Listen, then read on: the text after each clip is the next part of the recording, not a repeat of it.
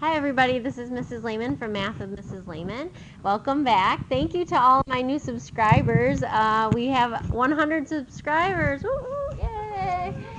Yay! All right. So that's pretty exciting, you know. I think I looked it up the other day how many people I have to get one of those cool button things, but yeah, I'm a ways off, so please don't forget to hit subscribe if you're watching this.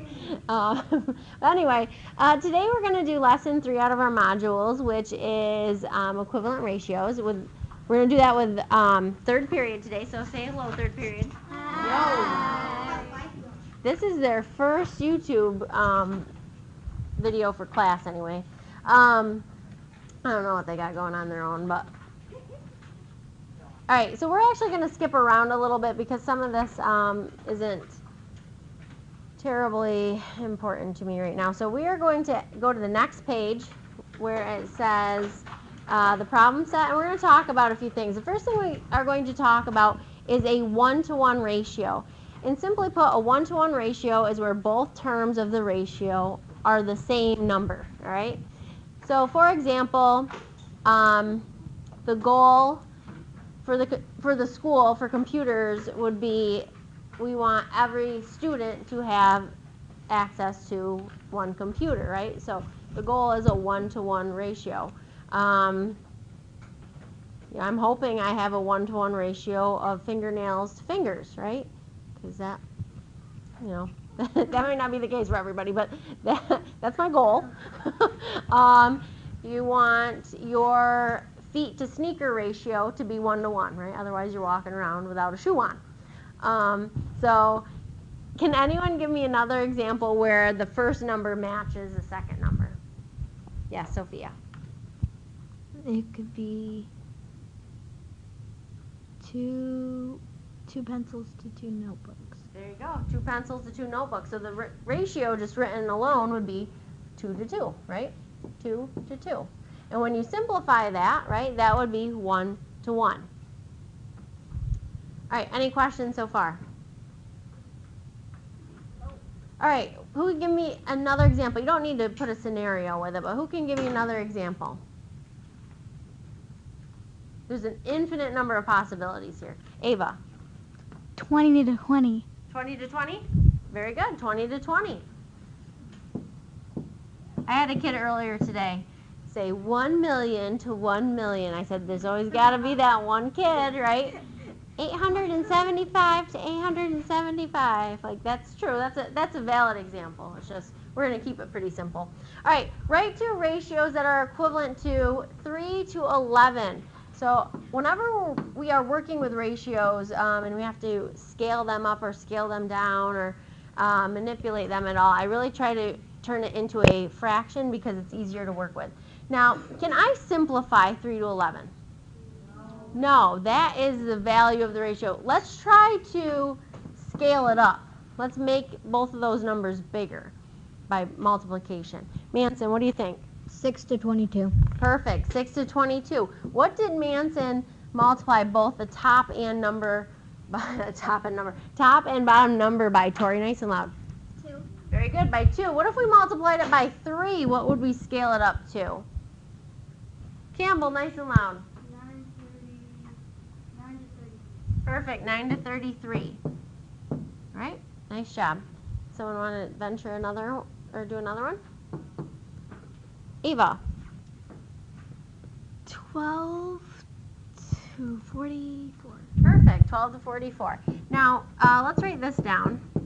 We are scaling all of these up, we would say. All right, so that's just, we're not changing the value of any of the ratios. What we're doing is we're just multiplying both the numerator and denominator, both terms of the ratio, by the same thing to make it a bigger looking ratio that maintains the same value, okay? Any questions on that? You guys worked with equivalent ratios a lot in 5th grade, correct? Mm-hmm. So it's the same thing. All right, let's look at this next example here. It says the ratio of the width of the rectangle, so width of the rectangle to the height. So they want the width first. So the width is this along the bottom, right here. All right, how many boxes are there? How many wide is that? Amaya?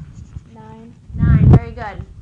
So that is 9 to how many high is it? Go ahead. 4. Thank you, Stone. 9 to 4. All right, so nice job. So we have a 9 by 4 rectangle there. And now it says if each square in the grid has a side length of 8 millimeters, what is the width and height of the rectangle? So first of all, we have 8 for all of these side lengths. What am I doing? Oh, glitch in the brain. All right, it looks like what? Glasses. Apparently, I don't know. I wrote 8 all that time, and then all of a sudden my brain switched to 9. I'm not sure. It's a Monday, everybody. Happy Monday to you all. I don't drink coffee, but maybe I should start.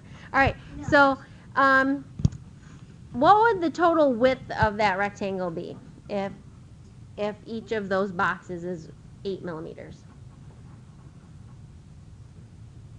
Amaya? 72. Perfect, 72. And how did you get that, Amaya? 8 times 9 is 72. Perfect, 8 times 9 is 72. So we know the width is 72 millimeters. Let's write what the height is. What is the height? What do you think, Tori? 32, very good. How'd you get 32, Tori? Nice and loud. Because 8 times 4 is 32. Very good. 8 times 4 is 32. Because these are all height. Any questions? All right. Pretty easy. Let's go to the next page where we're going to talk about Pam and her brother who are opening savings accounts. Bless you. Each begin with a balance of $0. For every,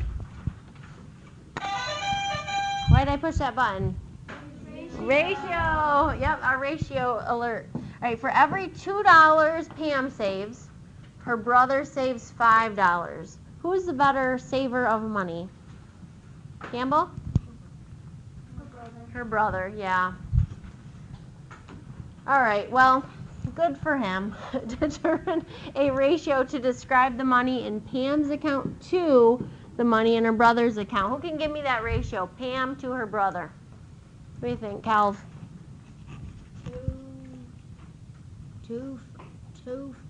$2. I can't say it. You can. 2 to what?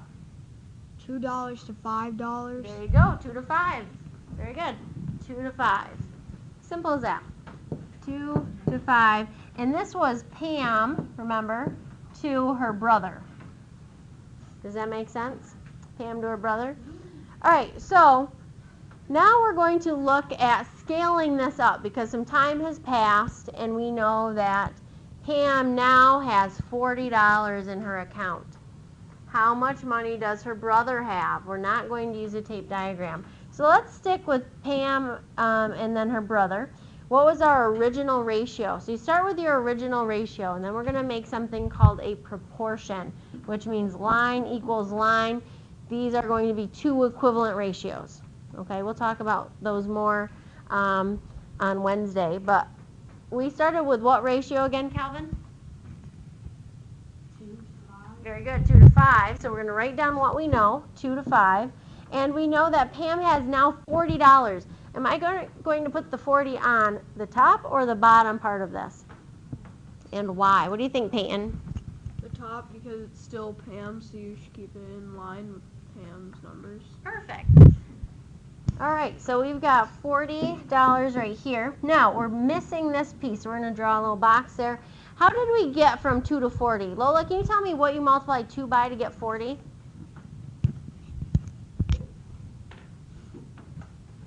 20, very good, 20. So 2 times 20 gives us 40. What do you think we're going to multiply 5 by, Manson? 20. 20, very good. Does anyone know what 5 times 20 is?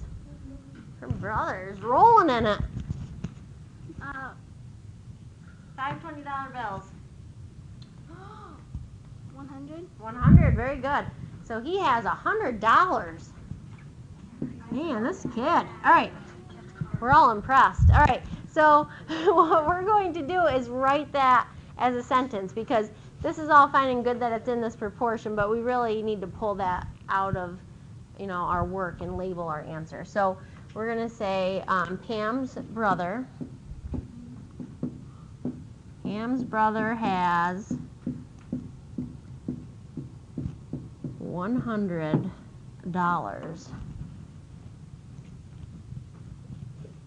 All right, any questions so far? So with fractions or ratios, we can just scale them up, or maybe we can scale them down. So maybe they would start with 40 over 100, and they'd say, what is the ratio of Pam's money to her brother's money, right? And you just scale it down and say 2 to 5. Any questions? All right, that's actually all we have for a lesson today. It's a pretty short one. We went over some stuff earlier before we started recording. So, nice short YouTube video. I'd like to thank my third period class for participating today. I hope you have a wonderful day. Bye. Don't forget to Subscribe. Yep, try it. Wait, what'd you say, Stone? Leave a like if you enjoyed it. Yeah, well, just even if you didn't enjoy it, just push like anyway. All right, have a great day. Bye.